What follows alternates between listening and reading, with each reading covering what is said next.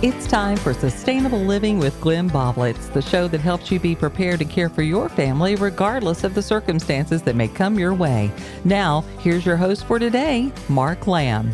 Well, Glenn, we are here again in the studios, and we're about to take on a topic today, and I'm not even sure what we're talking about because you and I scurried down to the studio because we both got busy days ahead of us. Every day's a busy day. Isn't it? Seems like it. You know, just doesn't matter what it is. People pile on more. I'm too stupid to say no. I think you're too nice to say no. Yeah. I don't know about stupid, but Well, it's got to be something to it because I find myself I can't do it all. Yeah. So apparently it was a stupid move by not saying no, but they like it. I end up with cookies for Christmas, so there you are. and it's coming close to that time of year. Oh, too. isn't it crazy? I always know Christmas is coming when my neighbor has this big bonfire thing, and always people come over and everybody thanks you for giving them vegetables throughout the year, and and I'm looking around going, okay, that's the peanut butter cookie lady. Oh gosh, I want to meet her. Yeah. I want to meet her. Dipped in chocolate, and I just love this lady.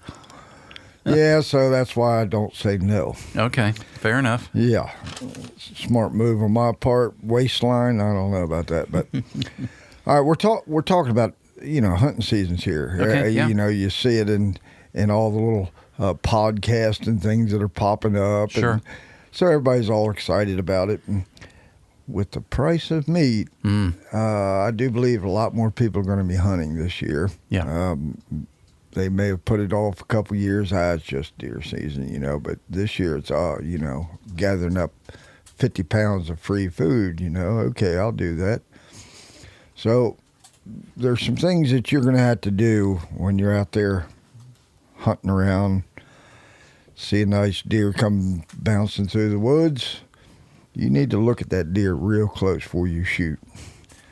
There is chronic wasting disease and another DSMO. I can't remember what the acronym it stands for, but it's another disease that's killing off the deer. Oh boy! And you don't want to be eating that kind of stuff, and you don't want to be, wasting that deer. If you see one of these deers and they look pitiful, right? They really do. But you can't tell all of them. Mm-hmm. One may be in the early stages, and you really can't tell till you get up on it. You go, "Wow, that don't look right." So, check out all the symptoms and signs of that before you harvest that deer, before you even go out hunting, so you know what you're looking at, because you don't want to be touching and messing with these things. Right. So, if you see it, please report it, so we know how bad it is in our area. Okay. It's gotten to that point. It used to be very rare, but it's not rare anymore. So, that being said, next is you really ought to consider butchering your own. Mm-hmm. And here's why I'm saying that. I recently seen some pictures, and this was, when I say recent, last year's hunting season, of a slaughtering facility that does your butchering for you, and I'm not going to name any of the names, and I'm not going to tell you which one the picture actually came from, but it was local. Okay. There must have been 25 deer piled up on top of one another. Oh my gosh. I don't want my food source piled up on something. On top of another one. Could be contaminated. That could be contaminated, and just they're not cooling down properly, and I know that. Okay. They're not skinned out. The guy just brings a deer and plops it down and says, there you are. But they get so many that they can't keep up. Right. So they pile up, and then they get to them as they get to them. Right. I'm telling you, folks, that is not where I want my food source being stored at. So if you go to one of these facilities and it looks like that, you may go find another one. I'm not trashing these guys. Right. I know that that's how they make their money and all that, but it is not food safe. It is not. Man. All right, so let's say you're going to tackle doing your own. First thing you want to do is when you harvest that deer is to get rid of the entrails. Okay. And everybody knows they call it gutting one out. Mm-hmm. Okay, you get one out, gut one out, but you have to do it properly. The trachea has to be removed, all that kind of stuff. After you harvest this thing, you don't have to do that in the field, but that's just one of the items that has to be moved that nobody seems to do. Hmm. The intestines run all the way out to the other end, folks. Yeah. That has to be removed. You can't let feces stay in that animal. Right. That is the most common thing I see. Oh, really? Because Wow. it's not the easiest thing to remove. Okay. Figure it out. Get a book. Watch a video. I was going to say, there's probably before videos you out go there. out there, so you know what you're doing when you get out there. Right. Let's even go back even farther than that. Make sure your rifle is sighted in really well. When you pull the trigger, you know that you've made a good, clean shot. Mm-hmm. A, I don't want the animal to suffer. B, Right. I don't want you to have to chase it through the woods. Mm-hmm. And making a good, clean kill on and harvesting a deer, you don't want to shoot it in the gut. Because if you shoot it in the gut, now you've put all that bacteria inside that meat. And I don't care how good you think Wow. you washed it out, you've introduced bacteria into your food supply and on that piece of meat. Mm-hmm. So make sure you can hit what you're aiming at, know what you're going to shoot, and do a good job. You've been blessed by God Almighty to put that animal out there for you to feed your family. Have the respect to harvest it cleanly. All right, so we've got the animal harvested. We've done a good job in cleaning the entrails out. You get it back home, and it has to be done in a cool place, so you don't want flies and stuff. So skin this thing out. That allows that body to cool down, because if you don't, it's like wearing a fur coat, and it won't cool down properly, and it gives time for bacteria to set up on it. That needs to be done. Then you double check, make sure you've got all the stuff out of there that you can get out. So once you've skinned it, you can take the trachea out, the breathing tube from the mouth all the way down into where the lungs used to be. Mm-hmm. That has to be removed too. It's going to be full of blood. It's and a place for bacteria to set up. That's why I remove it. Okay. Now, if you want to have good quality meat, you're going to have to let that animal hang for 7 to 10 days. Some people say 5 to 6 days because they're small. Well, if it's a small doe or something, I could see that. But the longer you let it hang in a cool place, the better off you are. Okay. Now, a lot of the older guys will say as soon as the animal skins over, there's a membrane just under the skin that once you have skinned it off, it makes this dry parchment on it. And that protects that meat inside. Interesting. Now, Okay. the temperature still has to be cool enough outside, consistently cool, to do that. We don't have that during deer season much anymore. In fact, it may start out cool in the morning and go up to 75, 80 degrees during the day. Right. That's you can't hang your animal outside like that. So, but I don't have a cooler, Glenn. I don't have a big walk-in cooler. Well, here's the new popular way of doing this. Find an old refrigerator, pull out all the shelves and the drawers, make a rod at the top that you can hang that animal in. Now, if it's a great big refrigerator and your deer's not some giant thing, it ought to fit in there. Right. If it's not, quarter it up. Cut it into quarters and hang all 4 pieces in there. Mm-hmm. Then turn your refrigerator on. Now you have a cooler. Okay. And you'll use it every year. Easily cleaned, all the above. So there is options. Even if you and your buddy go in on one, I mean, you can pick up a refrigerator pretty much just about anywhere if you start looking around. Just make sure the darn thing works. Right. Right. Got to be between about 38 degrees is the high end, down to 33, not 34, not 32, because then it'll freeze. Okay. So that's the temperature you want that thing. If it doesn't have a good thermostat in it that you can actually read, all you have is maybe just numbers on it. 1, 2, 3, 4, 5. You go, wonder what 5 is. Well, get a thermometer, for goodness sakes, put it Right. in there, and you'll know what it's cooling at. Yeah. That's what you want to do. Now, if you can do that, you have done the best you can. As far as cutting a deer up into steaks and whatnot, there's little charts that you can pull up online. You don't have to be a genius to figure out where to cut along the dotted line. You look at these charts and it'll tell you what cut you will get out of that piece of meat or that area of that deer. You know, everybody likes the tenderloins and across the back. That's probably the most tenderest place. There's also a thing called a cuber. Now, it doesn't cut into cubes. What it actually does is a tenderizer. Now, you can get the $3,500 model that butcher shops have Right. that tenderize your meat, or you can get the little hand crank ones. I've got a little hand crank one in the kitchen, so I don't have to do a whole bunch of meat. I pull that thing out, run it through, but it makes a world of difference in a tough steak. Gotcha. If you have a piece of meat, even if it's beef, that's a little tougher cut than say the loins or that, you would run it through the cuber and make a much better steak. Chuck steaks or and they do that all the time. But hanging that meat, back to having it in the cooler, letting that thing hang so the rigor mortis goes out of it, Right.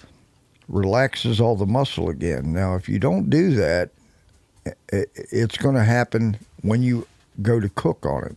Right. So you hang it for a day or two and call it good. Walk over to your freezer, pull this piece out that you've had frozen that only hung for 2 days, throw it in the frying pan. As soon as it gets up to temperature, the muscles are going to tighten right back up, and you're going to have a tough piece of meat. And everybody goes, "Oh, deer meat's so tough." That's because it was not hung long enough.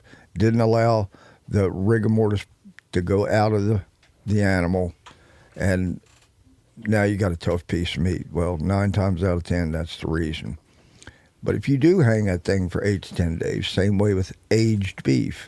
That's why aged beef costs you so much to store, because it was hung in the butcher shop for X number of days to allow that rigor mortis to go out of it. Tied up a spot there for a while. Right, and somebody's got to pay for that cooler. Sure. But it's worth every penny. Again, if you have a tough cut, like off the rump or off of the hind leg muscle, that muscle's, usually pretty tough. But after it hangs a while, it's nowhere near as tough. If you run it through your cuber, your tenderizer, and you'll have a good piece of meat that did not cost you $28 a pound. Meat is going through the roof, folks. It's not going to stop. Right. Read a couple reports and predictions for where the meat market is going. I kind of follow that ag department kind of information, and they're saying 5 years at a minimum. Man. Now, look how much meat has gone up just in the past year. It's doubled or tripled.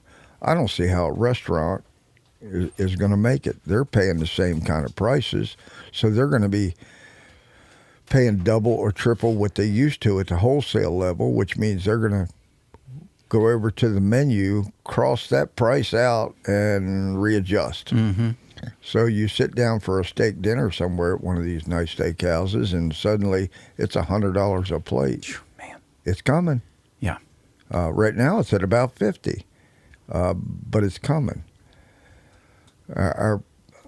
Our supply of beef is way down, worse than it's ever been, and getting worse all the time. Right. So it's going to take at least 18 months just to have the next crop of cattle ready to butcher.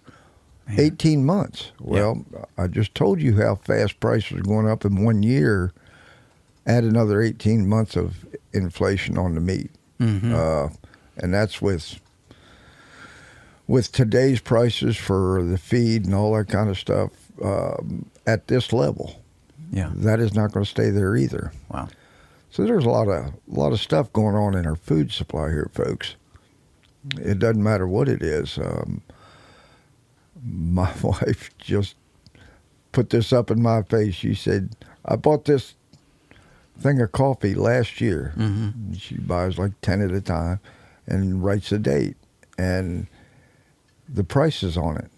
And it was like $13 for a X number of pounds of coffee. Mm-hmm. It's now 26. Wow. In 1 year. That's double. Wow. In 1 year. Yeah. And Good you go, night. uh-oh. And that's not going to stop. Right. So if you're trying to prepare and work your food budgets, you're going to have to get real creative. And one way is going to be through hunting or having a friend that hunts. And Right. if you want to share in that bounty, you're going to have to share in that work. Mm-hmm. So think about what I said. Maybe 2 or 3 of you get together and create that cooler. Yeah. We've got several in our little prepper group are doing that very thing. Yeah. You know, a guy posted one last night. This is mine, Mm-hmm. and I'm going, go, guy. You know, that's smart. There are so many things going on that we have to keep our eye on. Food supply is definitely on your wife's list, and she's probably not communicating that to you too much, other than saying, "I need more money." Right. Right. I just gave you $200, you know, Wednesday. Why are you hitting me up already? Yeah. Well, that bought 2 bags of groceries. Mm-hmm. I mean, when you can walk out of the store with $150 worth of groceries in one hand, you know, a couple little plastic bags in one arm, and you're going, Yeah. wow, I need to adjust my budget here. Something's out of whack. Sure. I think everybody ought to really consider prepping like a madman. The more you buy today, the less it's going to cost you Yeah. tomorrow. If That's the whole principle here. it'll stay, why not? If it's a long term, and it really doesn't matter what you're buying. Another item the wife was talking about is laundry soap. Okay. Oh my God, laundry soap! You know, it's double too. I mean, if you want clean clothes and all that. Oh, that's nice to Yeah. have clean clothes. So, where does the extra money come from? Right. No such thing. You just have to buy less of what you were going to buy because the money supply is hopefully steady and it's a fixed amount. Yeah. And the prices are not. Between that and shrinkflation, you know, I've seen a loaf of bread. That thing could have been 10 inches long. Right. Remember Wonder Bread? Shoot, that thing Yeah, looked yeah. like it was 2 feet long. Oh, I know. About a year or two ago. Yeah, yeah. Now it's down to about 10 inches. And they have even smaller ones. Yeah. And I'm thinking, wow. These are what they call them, psyops, psychological operations where they give you, I bought a loaf of bread for 99 cents. Yeah, but it was only 8 slices long. And people are okay with that because it fools the brain. Yeah. Well, don't let your brain get fooled by this. You True. know, and the advertising of it, and they're now mixing pork and beef together. Do you know that? No, I didn't. That's always been a no-no. Stretch it out. Yeah. And they say, oh, it gives a fuller, richer flavor. Oh, Right. crap. That just keeps your profit margins up. Right. But pork is still available as opposed to beef. Mm-hmm. So they go, well, we'll just mix the two. Well, as far back as I can remember, you always kept your different groups of meat separate. Mm-hmm. You don't put fish in with your chickens. You don't put the chicken in with the beef. You don't put the pork in with the chicken. None Right. of that. It was required by law to keep them separated in separate displays at the grocery store. You can remember. Look, you go, okay, the fish part was always by itself because that one picks up bacteria pretty quick. Sure. So it was always kept separate. Well, the beef and chicken and pork, they were all the same way. You don't grind your pork and then grind beef right in behind it without breaking the whole grinder down and cleaning it. Well, apparently that rule's been thrown out. So now they're putting pork in. Why? Because pork is cheaper and it's still available. Guess what's going to happen to pork? Pork has to be used up to make up the difference because the demand did not stop for the meat. So if the pork is still available, they'll use it up too. So the supply of pork has got to go down. Right. And guess where we get most of our pork? China. Oh, is it China? I was going to say Venezuela or somewhere China. like that. Yeah. We get a lot Wow. of pork from China. Wow. Again, not the best food safe place in the world. No. No. I'm just, I keep banging on food security here, food safety, food security. Mm-hmm. And it's happened so much that people go, just another report. Well, you probably ought to start paying attention. Whenever there's that many reports, you probably ought to pay attention. Yeah. You should have paid attention the first time around, but Sure. and then checked it out for yourself. Don't listen to me and take it as gospel. Go find out for yourself, and you will. And now, what are you going to do? To me, answer's in your local producers. Mm-hmm. God bless Bedford County. They have a lot of farms in production, raising animals, raising everything, corn, you name it. There's, I think it's 186,000 acres in farm production. Now, that could be anything, but a lot of counties do not have that. We have a blessing here that we should be taking advantage of and bypassing, the big box stores, because the big box stores are just, they're not as safe as they used to be. In anything. Sad. Everybody remembers Boar's Head meat. That was like the Cadillac of lunch meats and things. What a controversy. They killed there. 12 people. Yeah. Jeez. So these places are not as safe as they once were. If you look at all the recalls and that kind of thing, there's a problem with our food industry. JFK Jr., He's been Johnny on the spot, I have to admit.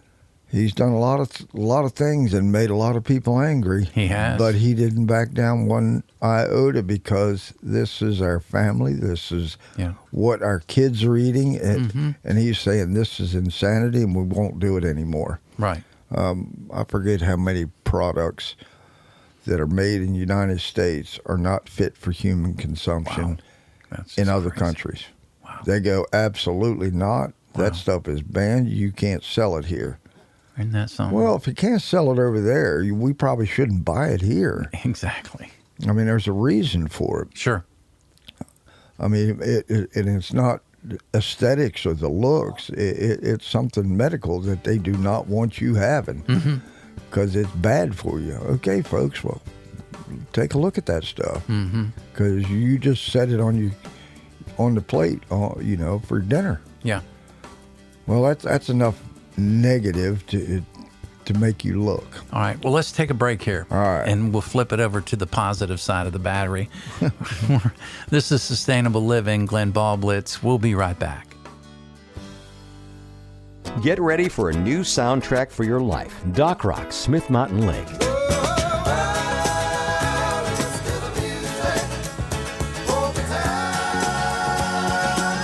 It's music that'll take away your troubles for a while. That's what I'm talking about! Wake up with Janet and Mark on the Morning Jam. They'll keep you informed and encouraged, and we all need more of that.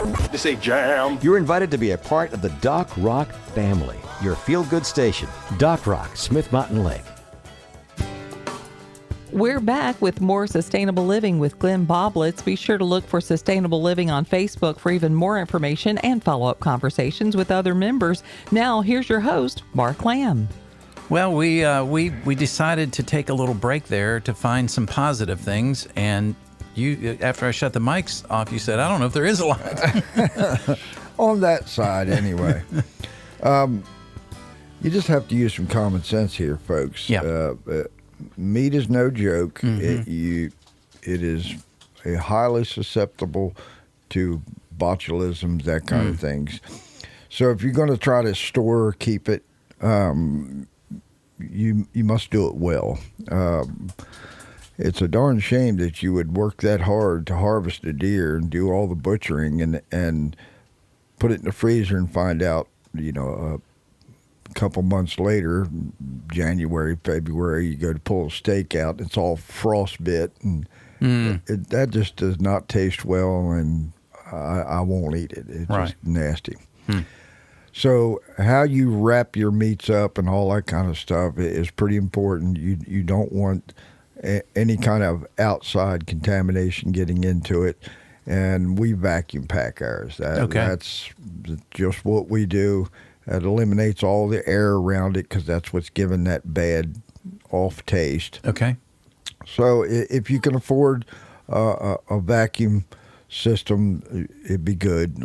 Food Savers, one of the lower ends, they do okay. And if that's what you can afford, that's what you buy. But you can go all the way up to some professional one that you would see on one of these butcher podcasts. We have one that's called Henke. Now, we bought it 10 years ago, and it does a fantastic job. Each bag runs out about 10 cents a piece, which is reasonable. Food Savers bags are pretty expensive, and I don't know what they are because I haven't bought them for years. But I do know that they're a little more expensive. You'll be able to use that vacuum sealer for a lot of stuff. I don't care if you got a pack of socks you want to keep dry for camping. It'll do it. Right. So taking care and preserving your meat, no matter how you're going to do it, if you don't have someone that can show you, read about it, get a book, whatever it takes. Preserving your meat is pretty important. Now, if you're going to like cure a ham, you're getting a little more technical, and you definitely ought to have someone help you because you could lose 40 pounds of meat pretty quick. Wow. Everybody knows about the curing agents or the curing salts, Morton's Home Cure. All of those are nitrate-based, potassium nitrate. So if you look for a larger quantity or you want to make your own Morton's Salt Cure or Morton's Sugar Cure, it's going to start out with this stuff called Prog powder. Prog powder, okay. Prog powder, and there's two kinds: Prog powder number 1, Prog powder number 2. Imagine that. Number 1 is nitrite, potassium nitrite. Now, it's just a weaker version of potassium nitrate. Okay, I thought you were mispronouncing it there for a second, but so shows you how much I know. Potassium nitrate, you might know it by another name. It's called saltpeter. Now, I've heard that. Yeah, that's been used for hundreds of years. Yeah. And it actually forms in a natural form of saltpeter, and they mined it. They also used it in the production of gunpowder. Okay. I don't know how they jumped from gunpowder to preserving ham, but somebody did. Yeah. Spilt some on it and said, "Look here, the ham didn't ruin." Right. I don't know how that happened, but at any rate, the reason for there's two different powders. One, if you're going to make sausage that you're going to put in the freezer, or any kind of meat that you were going to eventually cook, sausage, summer sausages, all those kind of things, you could use the Prog powder number 1. And that keeps the botulism from forming, but then you're going to cook it later anyway. So you'll be able to put an extra layer of safety in your food supply. Okay, all right. Prog powder number 2 will be things like hams, things that are going to be open to the air and dried to cure them. Now, that's why you want Prog powder number 2, because it is much more potent. Okay. And what won't allow any surface bacteria to get on it until it's totally cured. Now, the whole curing process has to do with drying the meat out and removing the active water, because bacteria and the things that make you sick need water. So if you can remove that water down to about 13 or 14%, which is a lot of weight loss. Yeah, sure. That's why these hams look shrunk up and hard. It's because they are. It's the water that's been removed. Right. And without that really high water content, the bacteria can't grow, most bacteria.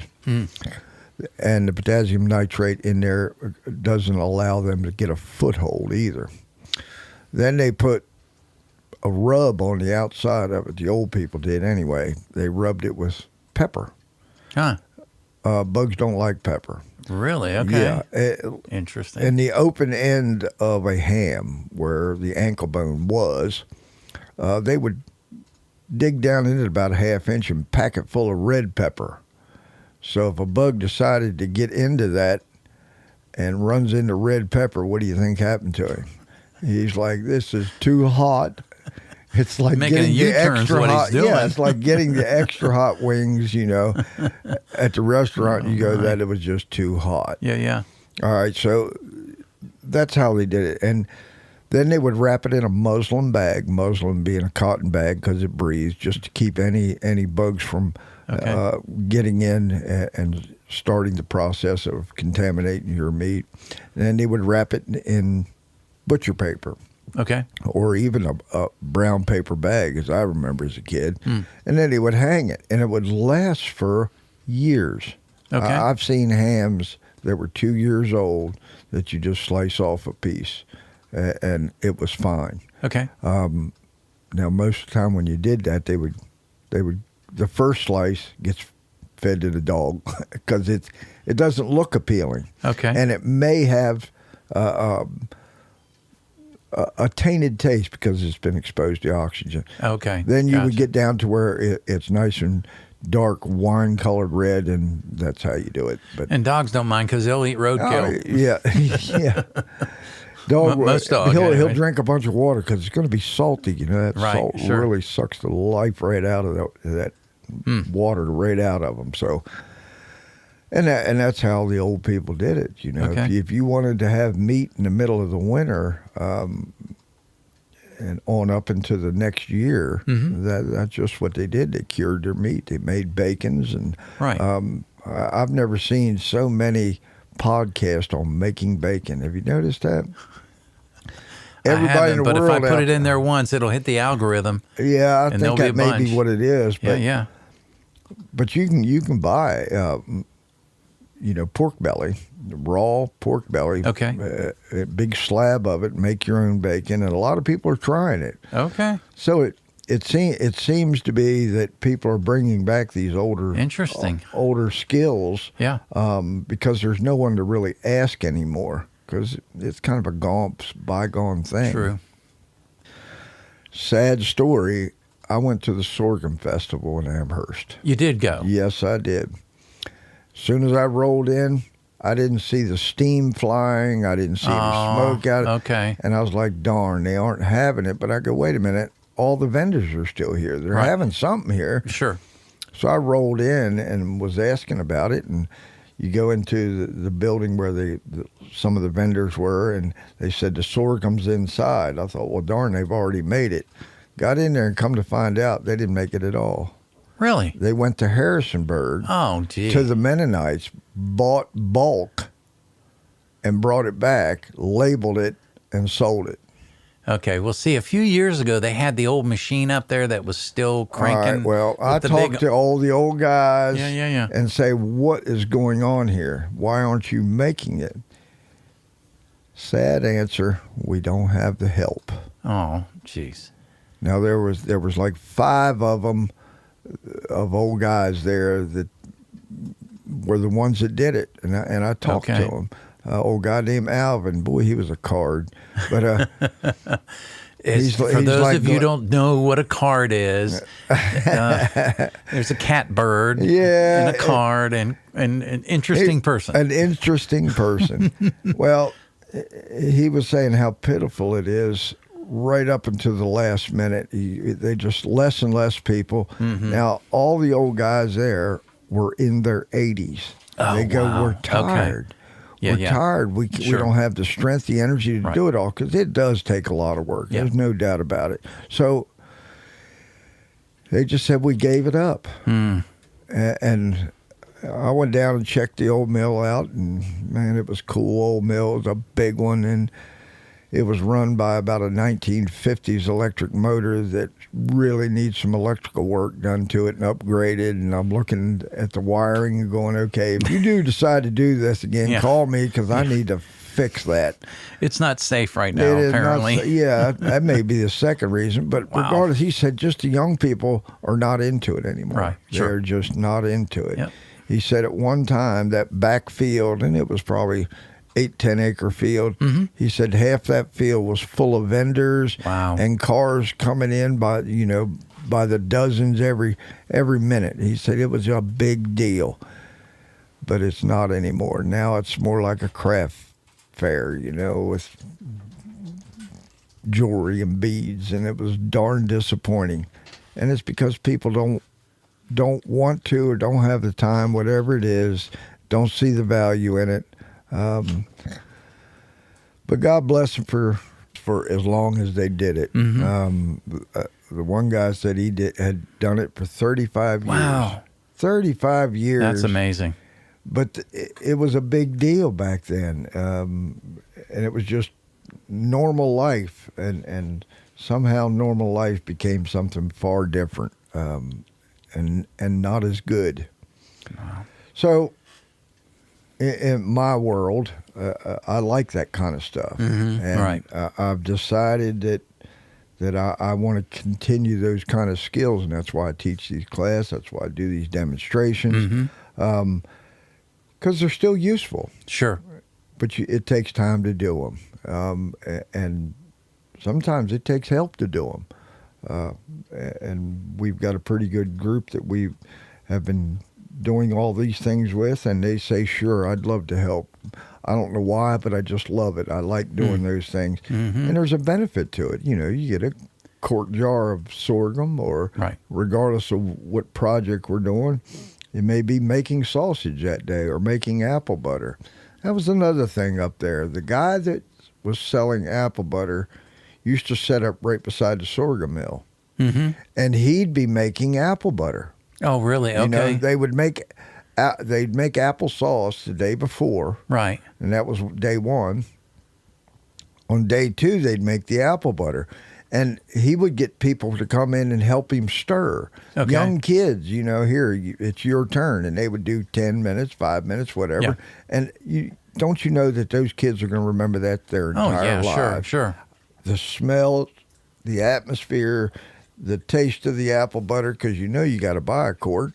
And they'll go, wow, I wonder who made this apple Yeah, butter. And you can start comparing it when you get apple butters. You go, wow, this is not as good as Granddad made. Mm-hmm.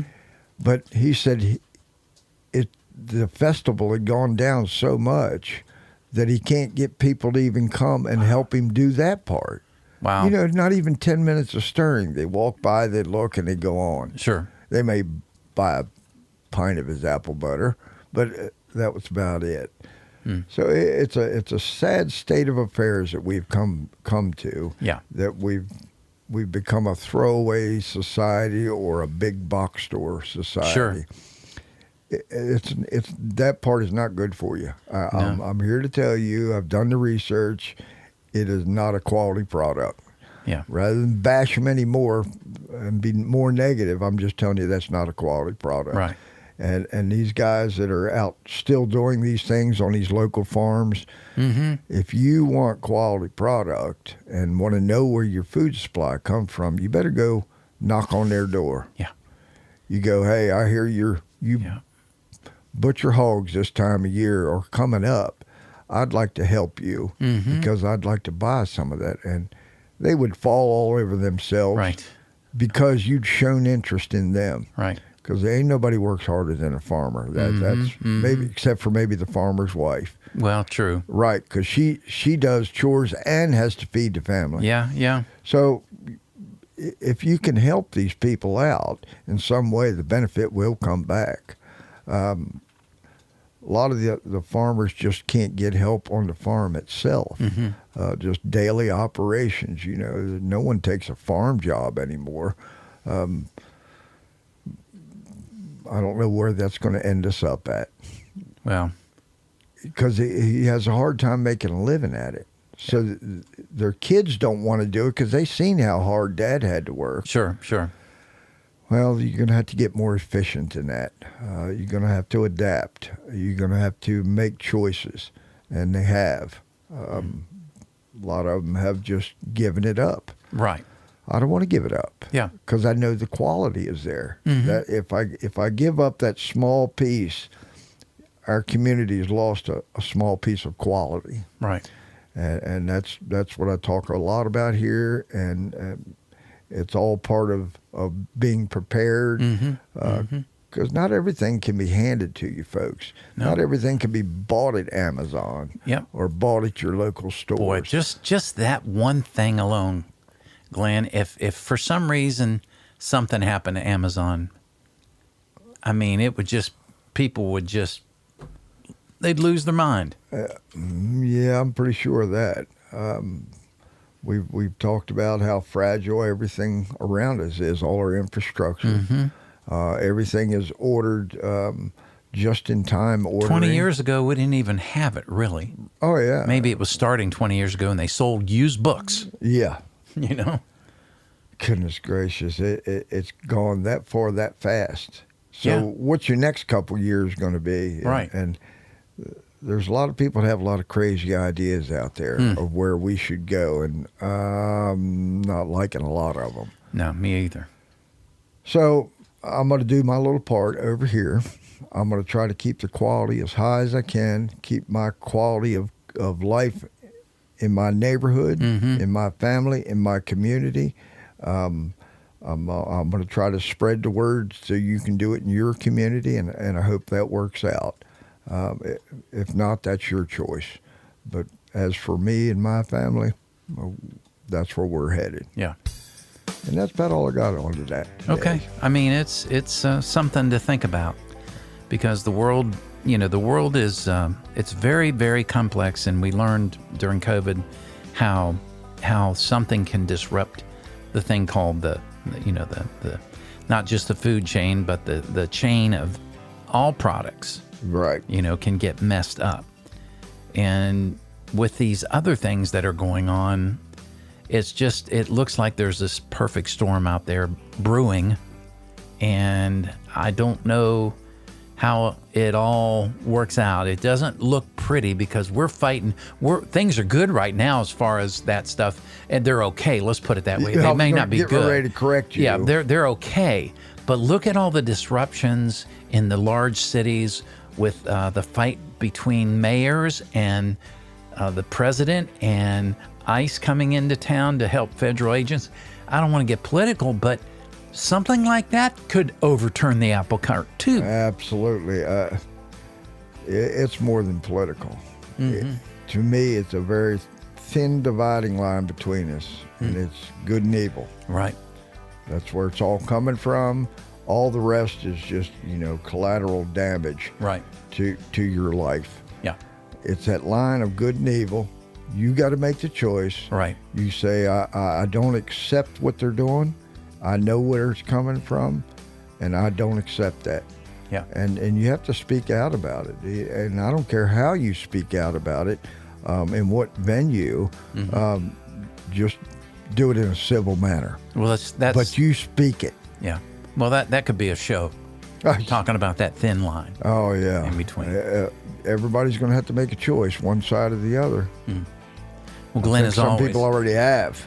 even though I got us jacked up at the end of the show here, maybe we can take that topic on. Thanks for coming and just doing what you do for us.